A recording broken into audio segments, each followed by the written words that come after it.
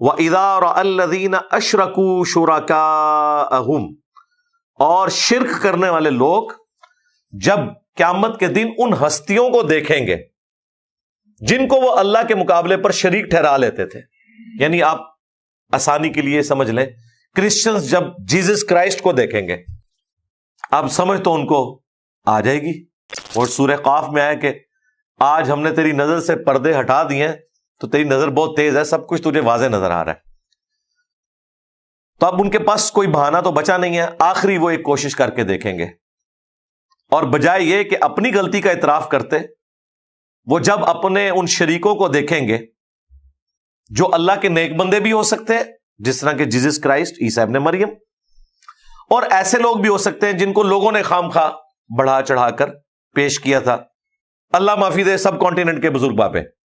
دونوں صورتوں میں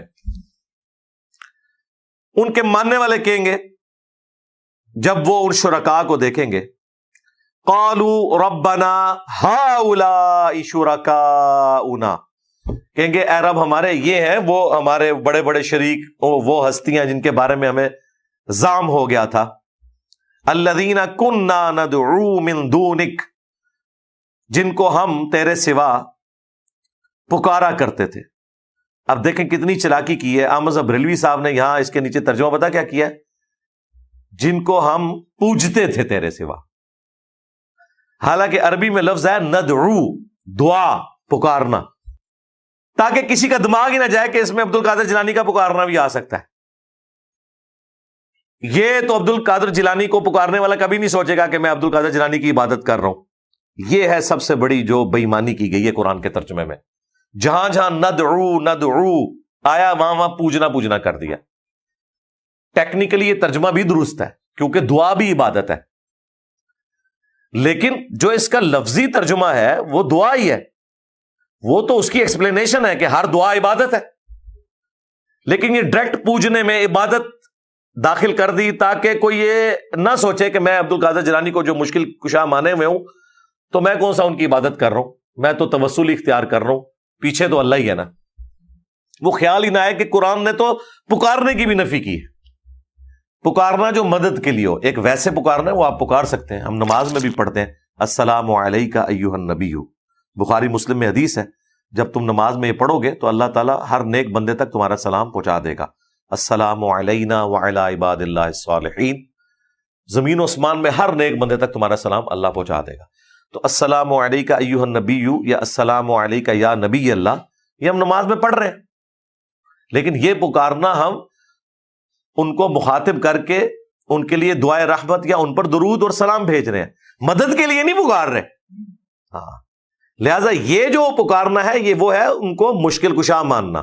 ایاک نعبد و ایاک نستعین، اے اللہ عبادت بھی تیری کریں گے، مدد بھی تجھی سے مانگیں گے. یہاں مدد سے مراد کیا ہے؟ دعا. ظاہری اسباب نہیں، وہ تو حکم ہے وتعاونوا علی البر والتقوی ولا تعاونوا علی الاثم والعدوان، نیکی اور پرہیزگاری کے کاموں میں ایک دوسرے کی مدد کرو، برائی میں نہ کرو. ایسی مدد کا تو حکم ہے، لیکن ایک ہے دعا کہ ایک شخص آپ کے سامنے موجود نہیں ہے، آپ اس کو وسیلے کے طور پر بھی اڈاپٹ نہیں کر سکتے، توسل کے طور پر.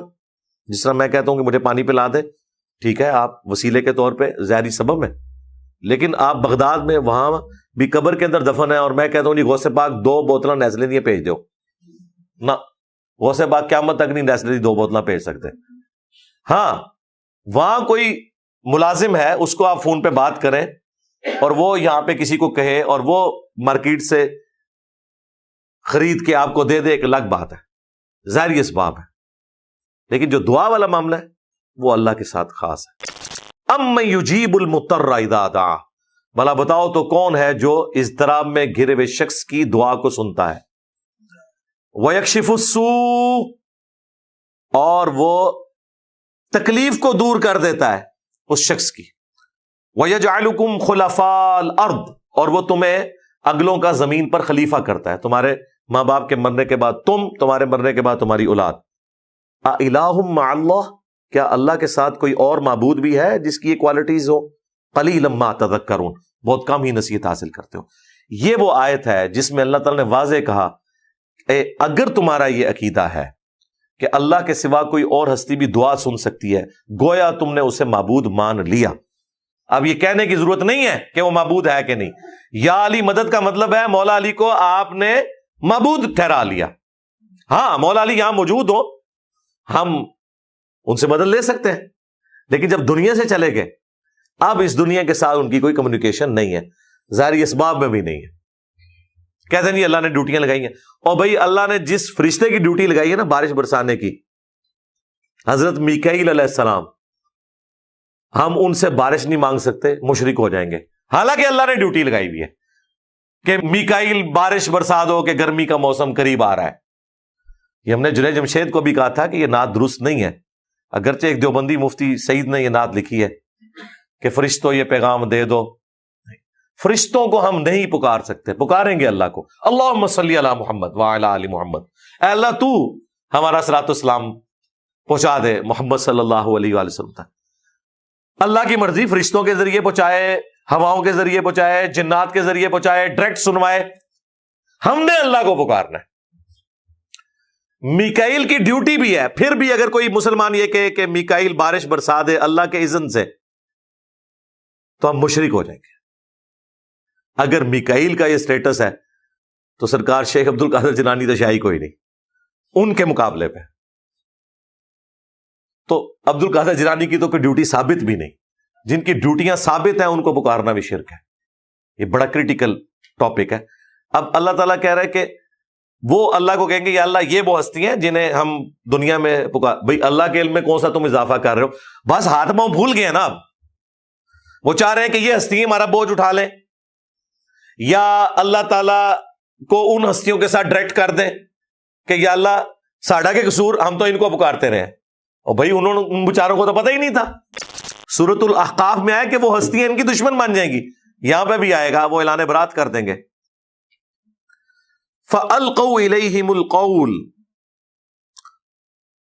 إِنَّكُمْ لَكَاذِبُونَ، جیسے ہی وہ کہیں گے نا یا اللہ یہ وہ ہستیاں ہیں جن کو ہم پکارتے تھے، تو اللہ تعالیٰ فرما رہا ہے وہ ہستیاں وہ ان کا قول انہی پر پھینک دیں گے اور کہیں گے یہ جھوٹے ہیں، ہمارا کیا لینا دینا، ہم نے تو ان کو نہیں کہا تھا۔ حضرت عیسیٰ ابن مریم کہیں گے کہ میں نے تو لوگوں سے نہیں کہا تھا کہ لوگ مجھے اللہ کا بیٹا ٹھہرا لیں۔ سورۃ المائدہ کا جو آخری رکوع ہے، جو عیسیٰ ابن مریم اور اللہ کی گفتگو ہے، کتنی رکت انگیز ہے۔ اے عیسیٰ ابن مریم، کیا تو نے لوگوں سے کہا تھا کہ تجھے اور تیری ماں کو معبود ٹھہرا لیا جائے اللہ کے مقابلے پر؟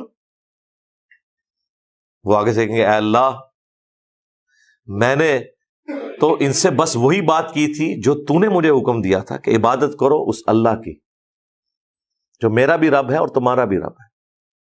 مجھے کب شایع تھا کہ میں اس طرح کی بات کرتا؟ اگر میرے جی میں کوئی بات ہے تو اے اللہ تیرے علم میں ہے، یعنی میرے دل میں بھی اگر کہیں معبود بننے کی خواہش ہے نا، تجھے تو پتا ہے جو تیرے جی میں ہے وہ میں نہیں جانتا، جو میرے جی میں ہے تو سب کچھ جانتا ہے، سارے غیبوں کا جاننے والا تو ہے۔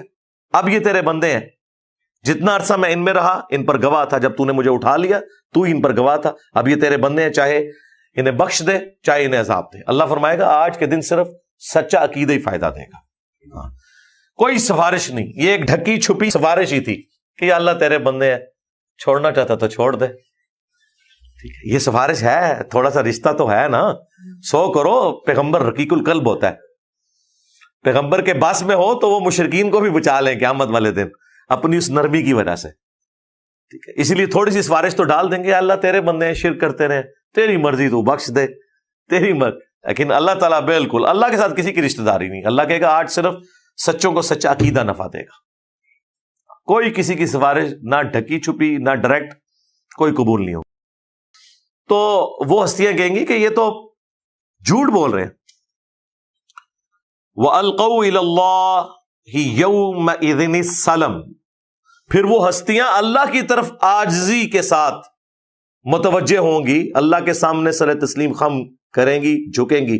وَضَلَّ عَنْهُمْ مَا كَانُوا يَفْتَرُونَ، لو جی، اور پھر وہ سب کچھ ان کے ہاتھوں سے جاتا رہے گا جو دنیا میں وہ جھوٹ گھڑا کرتے تھے۔